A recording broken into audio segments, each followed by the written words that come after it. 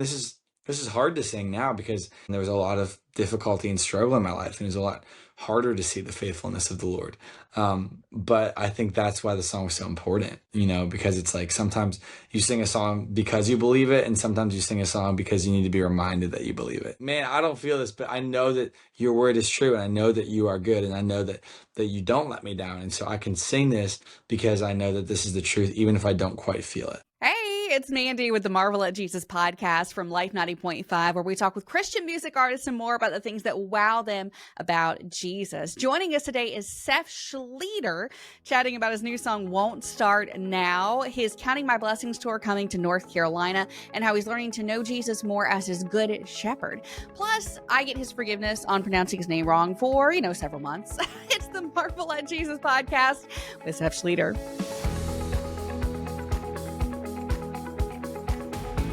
Hey there, Seph. Thank you so much for joining us on the Marvel at Jesus podcast.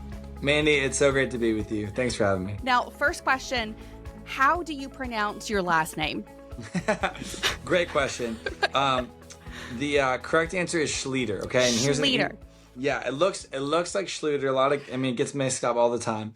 An easy way that I tell people to help them remember is I'm one of 6. And so when my mom was pregnant with baby number 6, I begged her to name him Peter because I thought that Peter Schlueter would be the best name ever. She didn't go for it, No. but there's now an easy way to remember my name. It rhymes with Peter. Could have been a Peter Schlueter. Great so, story. Seth Schlueter. But I do have to apologize for completely mispronouncing your name the first 3 months you had Counting My Blessings running on radio. So my bad there.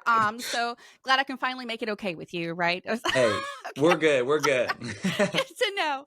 Okay, so we want to talk about your song, Won't Start Now, your upcoming tour in parts of North Carolina. And we want to talk about Jesus too. But first, a couple fun questions. Now, you're from Ohio, right? Correct. All right. So would you rather eat Skyline chili or Carolina style pulled pork barbecue? Oh man. Okay, so I've never actually had Skyline chili. Oh my As crazy goodness. as it is. Okay. It's really big in Cincinnati. Okay. And I'm in Columbus. So I don't actually I know a lot of people love it. Skyline chili. I feel like is a very divisive thing. Some people really love is. it and Yeah. some people hate it. Mm-hmm.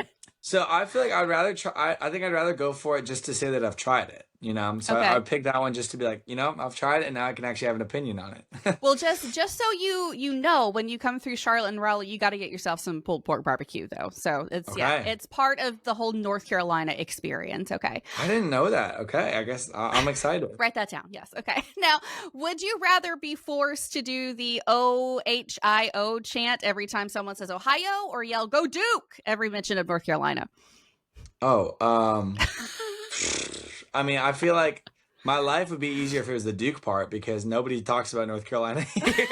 So I would never really have to do it. Whereas if I was in Ohio, that's a good I'd have point. to do it all the time. Like your life would be a lot easier. That's for sure. Yes, okay. Correct. All right. One more, just a really silly question. Would you rather have to sing karaoke country songs about tractors in Ohio or bluegrass songs about banjos in North Carolina? Oh man. Let's go bluegrass. It sounds fun. Have you ever done bluegrass before? Nope, but there's always a first time. But it sounds like fun. Okay. Yes. All right. Well, thank you. Very silly questions out of the way. Let's move on to, before we talk about your song, Won't Start Now, we really need to talk about what the whole purpose of this podcast is. The Marvel at Jesus podcast is really just to share also about what wows you about Jesus. So, Seph, in this season of your life right now, what's the thing that just blows your mind about Jesus? I feel like there's so many different things, but I feel like him as a good shepherd blows my mind, and in particular, I feel like a shepherd who really guides his sheep, like really takes them where they need to go. I felt so much of the Lord's guiding in this season and just his leadership. And it's just amazing how consistent he is, how anytime I approach him, anytime I need him, like he's right there for me. His presence is just there, and he's always pruning and refining and, growing us to look more like him. And I think it's just incredible.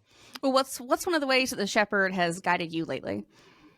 Just in decisions that I've needed to make, in just life of,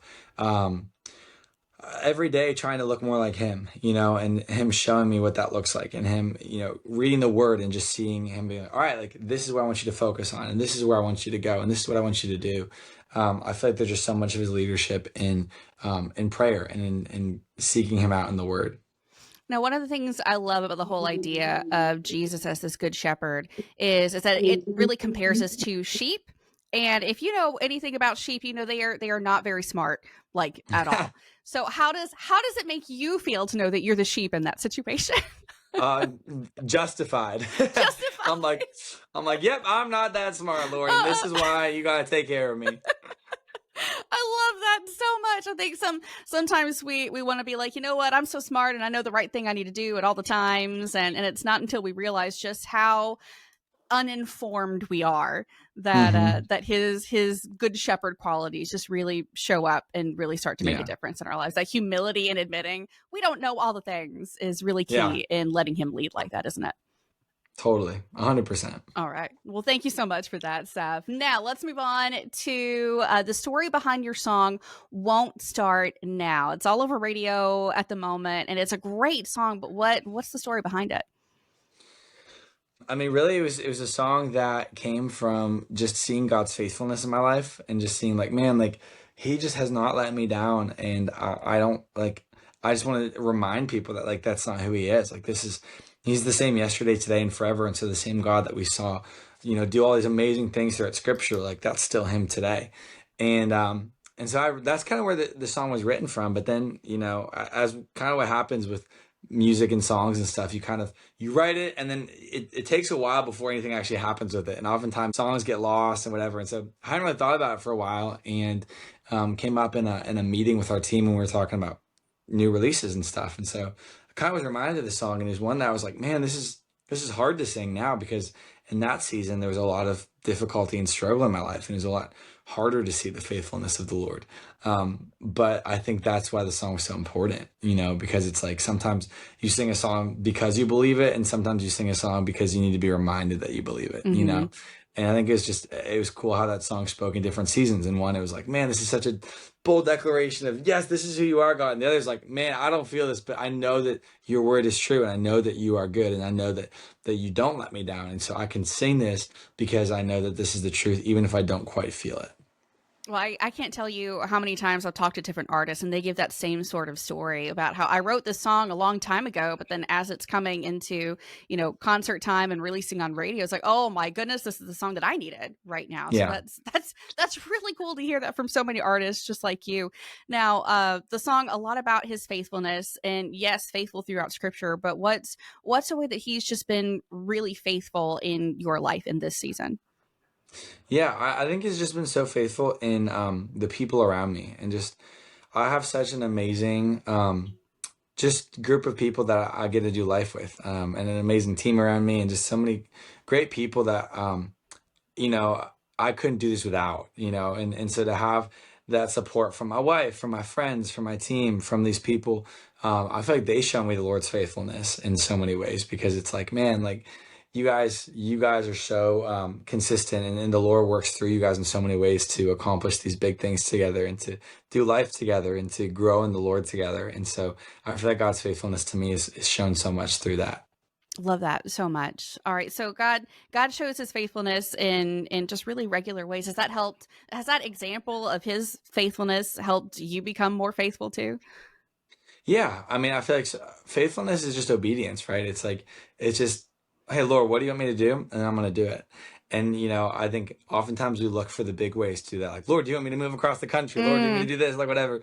But so often it's just man, like, okay, I could actually help my wife out by going and doing the dishes right now, or yeah. go cleaning that thing so she doesn't have to. Or, man, like, I could reach out to my friend right now because I know he's going through a tough time, and or I just had something awesome happen to him, and I actually want to go like congratulate him for that, or whatever it might be. I think it's just the little ways where you get to be Jesus to the people around you, that you get to live in the faithfulness of God by being obedient to the words that He's spoken. Yeah, faithfulness and obedience. And I was talking with a friend this morning about just the idea of trying to make sure we follow God's will for our lives. And we think it's all about the big things, the Hmm. job, the moving over here, and all the things. But his will really is just a lot simpler. than that. And First Thessalonians tells us to rejoice always, pray continually, and give thanks in all circumstances, for that's God's will for you.